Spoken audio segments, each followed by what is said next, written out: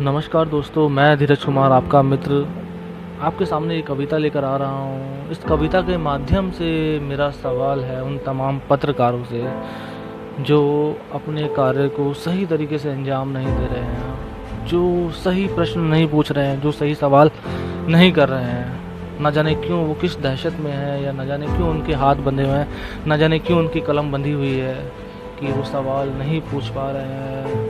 तो वहीं से मैं ये कविता लेकर आ रहा हूँ। तो कविता है, कविता में मैं सवाल कर रहा हूँ उसी पत्रकार की कलम से कि एक प्रश्न चिन्ह था कागज पर, एक प्रश्न चिन्ह था कागज पर प्रश्न वहां पर था नहीं।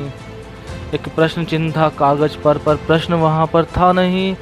उस प्रश्न ने कलम से प्रश्न किया, तुमने मुझको क्यों लिखा नहीं, तुमने मुझको क्यों लिखा नहीं। तो मैंने प्रश्न को समझाया कि प्रश्न पूछना है मुश्किल, है जनता अंधभक्ति में और ये बहरों की है महफिल, है जनता अंधभक्ति में और ये बहरों की है महफिल। तुझको अगर लिख भी दूं तो भी तू घुमा दिया जाएगा, और प्रश्न के जवाब में एक नया प्रश्न खड़ा किया जाएगा,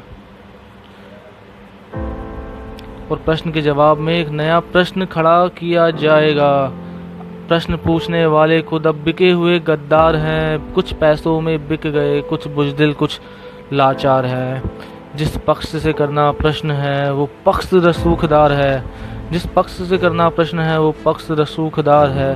उस पक्ष की ही ये सत्ता है, उस पक्ष की ही ये सरकार है। थाना चौकी और प्रशासन उनके ही चाटुकार हैं, ये मीडिया भी उनकी है और उनके ही अखबार है। ये मीडिया भी उनकी है और उनकी ही अखबार हैं। उनसे प्रश्न पूछने वाले अब कहलाते गद्दार हैं, उनसे प्रश्न पूछने वाले अब कहलाते गद्दार हैं, उनसे प्रश्न पूछने वाले अब कहलाते गद्दार हैं। Thank you so much. मैं आपका मित्र धीरज कुमार। अगर आपको कविता पसंद आई हो तो लाइक कीजिए, कमेंट कीजिए और इसको आगे लोगों तक पहुंचाइए। Thank you so much.